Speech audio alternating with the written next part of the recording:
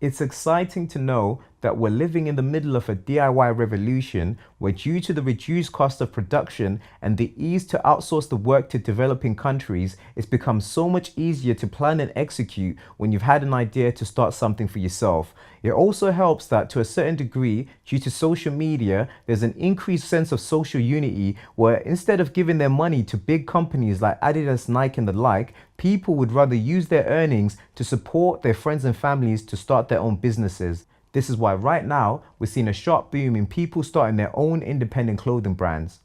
The term independent clothing brand is quite general, but usually refers to a grassroots operation started by an individual or a small group to create and market clothing pieces. Independent clothing brands can come in a lot of exciting shapes and sizes and are always an interesting way for creatives to collaborate and challenge themselves.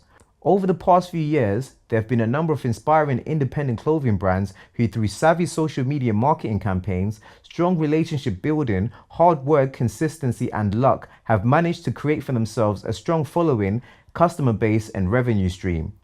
Success stories like Places Plus Faces, Gramm, Hoodlab, and many more have inspired other creatives to focus their efforts on creating something similar for themselves.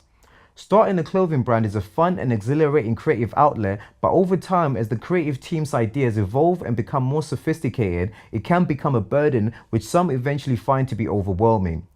Due to how easy it is to start a clothing brand, a lot of people often rush into it and start investing time and money without taking the time to think, what if my clothing brand isn't successful after a year of hard work? What if I'm unable to sell the stock that I've bulk purchased from my supplier? Or even simpler than that, how do I find the right supplier? As with most things in life, it always helps to have a strong plan beforehand to help you navigate any unforeseen difficulties. So we've reached out to Alex Bejina, part owner of the clothing brand Sticks and Stones, to tell us 3 things that we need to know before starting our own clothing brand. Hi, my name's Alex Bejina and I'm one half of the clothing brand Sticks and Stones. 3 things that I know now that I didn't know going into it are around content, manufacturing and product offering. Going into this, we didn't really think about how much content you'd actually need. To grow an Instagram page or grow any page from 0 followers to a following takes a lot of work in terms of you have to be active on there every single day, putting out new content every single day, multiple times a day. Don't overthink the content as well. I think we can have a tendency to overthink it. Oh, is this the right thing? Is it going to get likes? How's it going to look on the page? Just post as much as possible. If you can't think of any content, document. Gary Vaynerchuk, he is one of the leaders when it comes to social media marketing, and he always says, if you don't create content, document. People want to see the journey. People want to see how you go from starting in your bedroom or starting in your mom's garage or whatever to becoming a big, well-known brand. So document everything and post that as the content. Product offering. So when we came into this, we had loads of ideas. We had loads of big things: coats, jackets, dungarees, big items that cost a lot of money to make or cost more money to make, and ultimately you can sell for a higher price. But when you're an up and coming brand, what I've found with Sticks and Stones anyway is confidence is a bit shaky. Buying confidence in customers is a bit shaky because you're a new brand. There's a lot of new brands that are out there these days, so people are a bit more hesitant to just jump straight in there. So I would probably recommend, now looking back, is, as well as having those big items, have your smaller items like stickers, t-shirts, jumpers that are cheaper to make. You can sell them for cheaper as well, and it's smaller items that people can just, okay, they're not committing such a big amount. It's not such a big purchase, so they're more open to buying it, like a t-shirt or a sticker or something like that. But it's still getting your brand out there. Yeah, it won't bring in the big sales to begin with, but you want to build the brand to begin with, I'd say. Because if you build the brand well enough and your product's good enough, the quality's there, the fit's there, and it's what people want, then the sales will come. And lastly, manufacturing. I know there's always a big question around manufacturing. How do you find manufacturers? How do you know if it's a good one? And to be honest, for the most part, it's trial and error.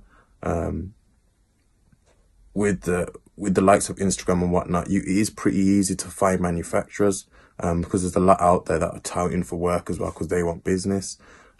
So it's just about asking the right questions to them in terms of what clothing brands have they worked with prior, what work have they done with prior to approaching you. So you can ask for pictures of this, ask for images, videos of how they make the products. Find out minimum order quantities. When you're first starting out, a lot of manufacturers will 100-piece minimum or 50-piece minimum, but when you're first starting out, you don't want to commit to such a big amount unless you've already got the demand through maybe pre-orders or whatnot. So try and find a manufacturer that does lower minimum order quantities, which is the hard part, I'd say. Manufacturers that will happily do one sample for you. But yeah, Instagram's a good way to find a lot of them, but DMs them. Don't jump at the first one that you find because they show you some good images and they've worked with good brands. Like, do your research, get at least 3, 4, and then compare. Alibaba is another good place to find that. And there's actually a website I found when we was when we was trying to find a manufacturer. It's called Seaport.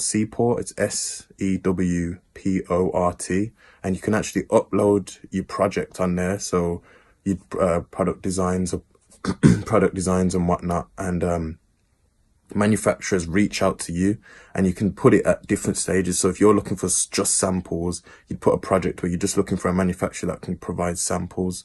If you're looking for mass production, a manufacturer that can mass produce trainers, whatnot, you put your project out there. Now you're going to get loads of emails because obviously people want the business. So the hard part after that is just finding out which ones are the right ones. But yeah, that's another good website, SEWPORT, Seaport. But yeah, trial and error, and go with your gut feel and be willing to pay before you get anything, because they have to buy the fabrics and whatnot. It's not unusual for them to want the money first. Maybe not all of it. See if you can work it so it's 50% now, 50% once it's done, kind of thing. But you will have to put some money up front. But yeah, my name's Alex Bejana. This is Sticks and Stones, and those were my top 3 things I've learned. We hope you've enjoyed this video, and if you have, please like and subscribe, and please share the video with anyone thinking about starting their own clothing brand.